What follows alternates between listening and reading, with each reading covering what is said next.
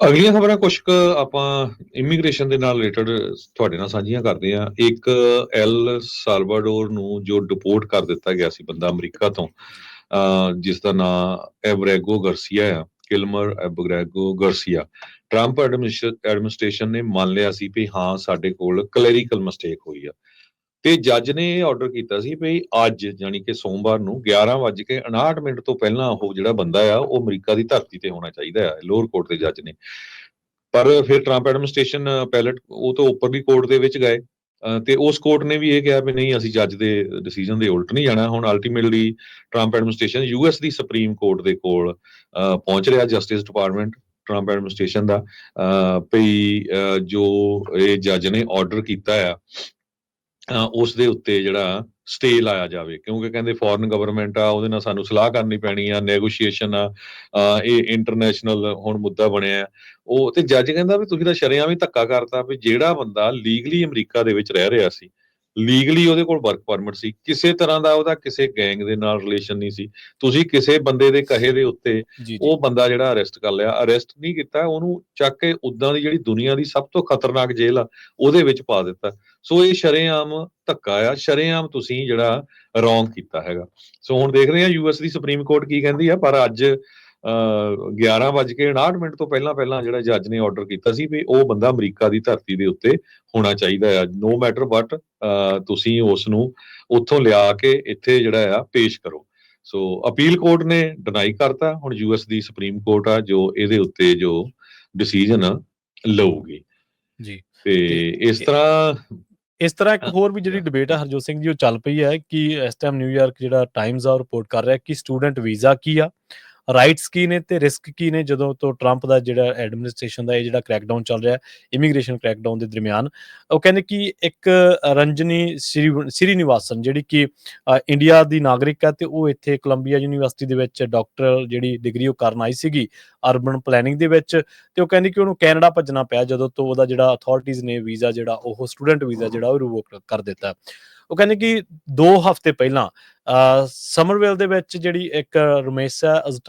Turkish citizen ਜਿਹਨੂੰ ਆਪਾਂ ਦੇਖਿਆ ਸੀਗਾ ਵੀ ਉਹਨੂੰ ਡਿਟੇਨ ਕੀਤਾ ਗਿਆ ਸੀ, ਉਹਦਾ ਮੋਬਾਈਲ ਉਹਦੀ ਨਾਲ ਦੀ ਨਾਲ ਖੋਲਿਆ ਗਿਆ ਸੀ। ਟਫ ਜਿਹੜੀ ਯੂਨੀਵਰਸਿਟੀ ਆ ਉੱਥੋਂ ਦੀ ਉਹ ਸਟੂਡੈਂਟ ਸੀਗੀ। ਉਹ ਕਹਿੰਦੇ ਕਿ ਉਸ ਤੋਂ ਬਾਅਦ ਹੁਣ ਕਾਲਜ ਜਿਹੜੇ ਕੈਂਪਸਸ ਨੇ ਉੱਥੇ ਲਗਾਤਾਰ ਜਿਹੜੀ ਛਾਪੇਮਾਰੀ ਹੈ ਜਾਂ ਉਹਨਾਂ ਦੇ ਆਲੇ ਦੁਆਲੇ ਦੇ ਇਲਾਕਿਆਂ ਦੇ ਵਿੱਚ ਜਿਹੜੀ ਛਾਪੇਮਾਰੀ ਹੈ ਇਮੀਗ੍ਰੇਸ਼ਨ ਅਥਾਰਟੀਜ਼ ਦੀ, ਉਹ ਲਗਾਤਾਰ ਤੇਜ਼ ਹੋਈ ਹੈ। ਤੇ ਇਸ ਦਰਮਿਆਨ ਇਹ ਬਹਿਸ ਵੀ ਚੱਲ ਪਈ ਆ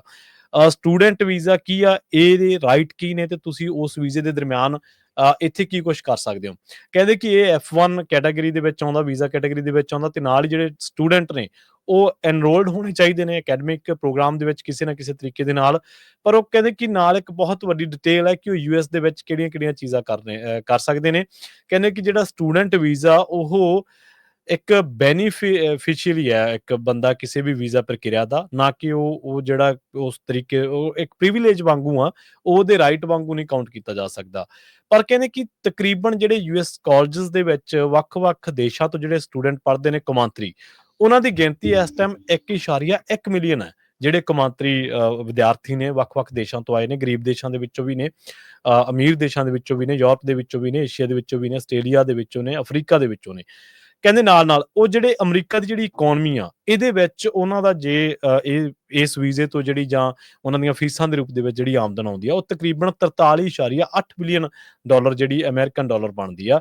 2023-24 ਦਾ ਜੇਕਰ ਐਕੈਡੈਮਿਕਸ ਜਿਹੜਾ ਈਅਰ ਸੀਗਾ ਉਹਦੇ ਦਰਮਿਆਨ।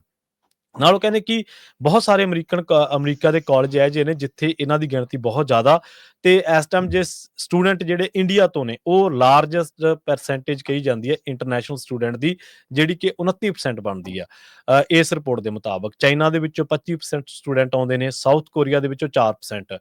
ਇਹ ਸਾਰਾ ਕੁਛ ਹੋਇਆ ਕਦੋਂ, ਸ਼ੁਰੂ ਕਦੋਂ ਹੋਇਆ? ਜਦੋਂ ਸਟੂਡੈਂਟਸ ਨੇ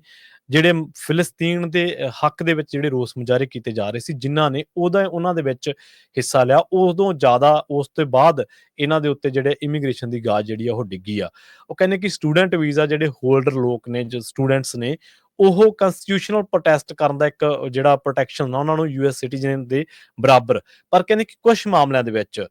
ਰਾਈਟ ਟੂ ਫ੍ਰੀ ਸਪੀਚ ਵੀ ਉਹਨਾਂ ਨੂੰ ਹੈਗਾ, ਉਹ ਆਪਣੀ ਗੱਲ ਰੱਖ ਸਕਦੇ ਨੇ ਯੂਐਸ ਦੇ ਵਿੱਚ, ਬੇਸ਼ੱਕ ਉਹਨਾਂ ਦੀ ਵੀਜ਼ਾ ਪ੍ਰਕਿਰਿਆ ਕੋਈ ਵੀ ਆ। ਨਾਲ ਕਹਿੰਦੇ ਕਿ ਕੰਸਟੀਟਿਊਸ਼ਨ ਜਿਹੜੀਆਂ ਕੁਝ ਅਮੈਂਡਮੈਂਟਸ ਨੇ ਉਹ ਵੀ ਉਹਨਾਂ ਤੇ ਅਪਲਾਈ ਹੁੰਦੀਆਂ ਨੇ, ਪਰ ਜਿਸ ਆਧਾਰ ਦੇ ਉੱਤੇ, ਜਿਸ ਬੁਨਿਆਦ ਦੇ ਉੱਤੇ ਉਹਨਾਂ ਦੇ ਉੱਤੇ ਰੇਡਾਂ ਕੀਤੀਆਂ ਜਾ ਰਹੀਆਂ ਨੇ, ਉਹ ਕਹਿੰਦੇ ਕਿ ਉਹ ਲਾਅ ਆ ਜਿਹੜਾ ਯੂਐਸ ਨੇ ਕਈ ਸਾਲ ਪਹਿਲਾਂ ਜਾਂ ਕਈ ਦਹਾਕੇ ਜਾਂ ਕਈ ਸਦੀਆਂ ਪਹਿਲਾਂ ਉਹਨੂੰ ਲਿਆਂਦਾ ਸੀਗਾ ਤੇ ਉਹਨੂੰ ਇੱਥੇ ਅਪਲਾਈ ਕੀਤਾ ਸੀਗਾ।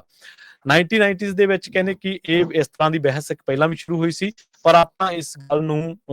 ਇੱਥੇ ਸਮੇਟਦੇ ਹਾਂ, ਇਹ ਗੱਲ ਦੇ ਤੱਤ ਸਾਫ਼ ਤੇ ਜਾਣਾ ਵੀ ਕਿਉਂ ਰਿਵੋਕ ਕੀਤੇ ਜਾ ਰਹੇ ਨੇ। ਉਹ ਕਹਿੰਦੇ ਕਿ ਕਈ ਸਟੂਡੈਂਟ ਜਿਹੜੇ ਨੇ, ਇੰਟਰਨੈਸ਼ਨਲ ਸਟੂਡੈਂਟ ਨੇ, ਉਹ ਲੀਗਲ ਸਟੇਟਸ ਲੂਜ਼ ਕਰ ਚੁੱਕੇ ਨੇ। ਕਈ ਸਟੂਡੈਂਟਸ ਨੇ ਜਿਹੜੇ ਉਹ ਆਪਣੇ ਪ੍ਰੋਗਰਾਮਾਂ ਨੂੰ ਰੱਦ ਕਰ ਚੁੱਕੇ ਨੇ ਤੇ ਕਈਆਂ ਨੂੰ ਭੱਜਣਾ ਪਿਆ ਤੇ ਕਈ ਸੈਲਫ ਡਿਪੋਰਟ ਹੋ ਰਹੇ ਨੇ। ਉਹ ਕਹਿੰਦੇ ਕਿ ਇਹ ਬਹੁਤ ਵੱਡੀ ਇੱਕ ਚਿੰਤਾ ਦਾ ਵਿਸ਼ਾ ਵੀ ਇਸ ਤਰੀਕੇ ਦੇ ਨਾਲ ਜੇਕਰ ਅਮਰੀਕਾ ਦੇ ਵਿੱਚ ਇਸ ਤਰੀਕੇ ਦੇ ਨਾਲ ਇਹ ਚੀਜ਼ਾਂ ਵਾਪਰਦੀਆਂ ਰਹੀਆਂ ਤਾਂ ਅਮਰੀਕਾ ਦੇ ਜਿਹੜੇ ਅਕੈਡਮਿਕ ਨੇ ਉਹਨਾਂ ਦੇ ਵਿੱਚ ਕੌਮਾਂਤਰੀ ਵਿਦਿਆਰਥੀਆਂ ਦੀ ਗਿਣਤੀ ਬਹੁਤ ਜ਼ਿਆਦਾ ਘਟ ਜੂਗੀ। ਪਰ ਹੁਣ ਇਹਦੇ ਪੱਖ ਦੇ ਵਿੱਚ ਸਟੂਡੈਂਟ ਵੀਜ਼ਿਆਂ ਨੂੰ ਜਿਹੜਾ ਰਿਵੋਕ ਕੀਤਾ ਜਾ ਰਿਹਾ ਜਾਂ ਰੇਡਾਂ ਮਾਰੀਆਂ ਜਾ ਰਹੀਆਂ ਨੇ, ਇਹਦੇ ਪੱਖ ਦੇ ਵਿੱਚ ਵੀ ਬਹੁਤ ਸਾਰੇ ਲੋਕ ਹੁਣ ਉਹਨਾਂ ਦੇ ਹੱਕ ਦੇ ਵਿੱਚ ਨਿੱਤਰਨੇ ਸ਼ੁਰੂ ਹੋ ਚੁੱਕੇ ਨੇ।